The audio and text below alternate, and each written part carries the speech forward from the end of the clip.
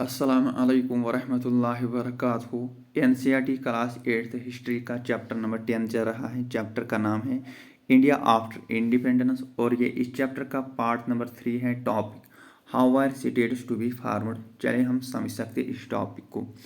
सुनो, 1920s के time पे जो आईएनसी जिसने इंडियन फ्रीडम स्ट्रगल पाने में काफ़ी इंपॉर्टेंट रोल प्ले किया, जो कि इस समय पे मैन पार्टी, इस पार्टी ने 1920s के टाइम पे लोगों से ये प्रॉमिस किया, लोगों को ये वादा किया कि जब हम एक बार इंडिपेंडेंस पाएंगे तो इंडिपेंडेंस होने के बाद हर कोई मेजर लिंग्विस्टिक ग्रुप अपना अपना प्रोविंस लैंग्वेज के बेसिस पे बनाएंगे। प्रोविंस का मतलब स्टेट।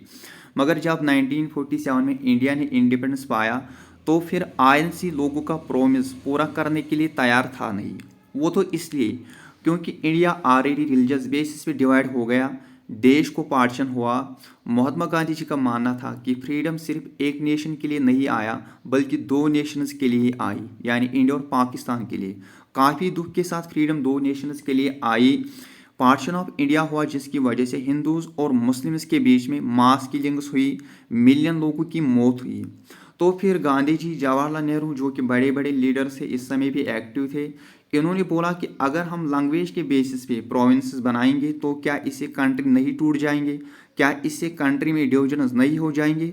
तो इन बड़े बड़े लीडर्स को इस चीज़ से डर लग रहा था कि कहीं ना कहीं लैंग्वेज के बेसिस पे भी कंट्री टूट जाएंगे, जिस तरह ऑलरेडी रिलीजियस के बेसिस पे हो गया। तो कुल मिला के इन्होंने लैंग्वेज के बेसिस पे प्रोविंसेस बनाने को चैलेंज ही किया। फिर यहाँ पे prime minister Jawaharlal Nehru, deputy prime minister Vallabh भाई पटेल, इन्होंने लिंग्विस्टिक स्टेटस को ओपनली चैलेंज किया, इसको क्रिटिसिज्म किया और बोला क्या हमें नेशन को एक स्ट्रांग बनाना और यूनाइटेड बनाना, तभी देश आगे चलकर तरक्की करेंगे जब वो स्ट्रांग और यूनाइटेड रहेंगे। देखिए यहाँ पे एक स्टेटमेंट भी दिया, the first and last need of India at the present moment it is that it should be made a nation. Everything which helps the growth of nationalism has to go forward, and everything which throws obstacles in its way has to be rejected. We have applied this test to linguistic provinces also, and by this test, in our opinion, they cannot be supported. कहने का मतलब कि present moment में जो हमारी first और last need India की, वो तो एक नेशन बनाना। नेशनलिज्म को आगे चलाने के लिए हर चीज़ की ज़रूरत, अगर देश को स्ट्रांग बनाना तो इसके लिए सभी लोगों को यूनाइटी के साथ रहना और लिंग्विस्टिक प्रोविंसेस बनाने के ऊपर रेस्ट्रिक्शंस लगाया। वो लिंग्विस्टिक स्टेट्स बनाने को सपोर्ट नहीं करना चाहते थे। अब कांग्रेस लीडर्स लोगों का वो प्रोमिस पूरा नहीं करना चाहते थे, जो प्रोमिस इन्होंने लोगों के साथ किया कब 1920s के टाइम पे। कांग्रेस लीडर्स प्रोमिस पूरा करने से दूर हट गए, जिसकी वजह से काफ़ी लोग डिसअपॉइंटमेंट हो गए। मगर Kannada speakers, Malayalam speakers, Marathi speakers सिर्फ आगे इसी चीज़ को देख पाते कि हम लैंग्वेज के बेसिस पे अपनी अपनी स्टेट बनाएंगे।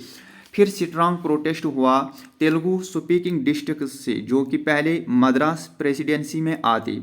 जब नेहरू 1952 जनरल इलेक्शन के टाइम पे कैंपेन चलाने के लिए निकला तो वहाँ पे तेलुगु स्पीकर्स ने काले झंडे उठाया और स्लोगन्स लगाया और बोला कि हमें आंध्रा चाहिए। अक्टूबर के साल में गांधी जी के एक फॉलोअर थे पोती सिरारामोला, इन्होंने स्टेट बनाने के लिए प्रोटेस्ट किया, बोला कि हमें तेलुगु लैंग्वेज के बेसिस पे अपनी आंध्रा स्टेट बनाना। और इसके लिए वो हंगर स्ट्राइक पे भी चला गया। जब वो फास्टिंग पे चला गया तो इसको काफ़ी सपोर्ट भी मिल गया। इस तरह से बहुत सी टाउन्स में हड़ताल शुरू होने लगे।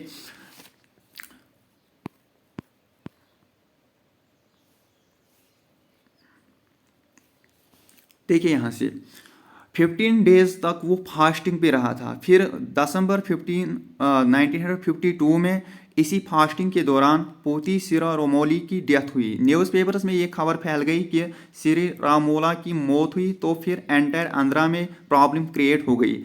जैसे जैसे प्रोटेस्ट ज़्यादा और बढ़ने लगे तो ऐसे में सेंट्रल गवर्नमेंट को कुछ तो करना ही पड़ेगा। तो सेंट्रल गवर्नमेंट ने आंध्रा स्टेट बनाने की डिमांड को एक्सेप्ट कर दिया। फिर अक्टूबर 1953 में इंडिया की पहली स्टेट आंध्र प्रदेश लैंग्वेज के बेसिस पे बन गई।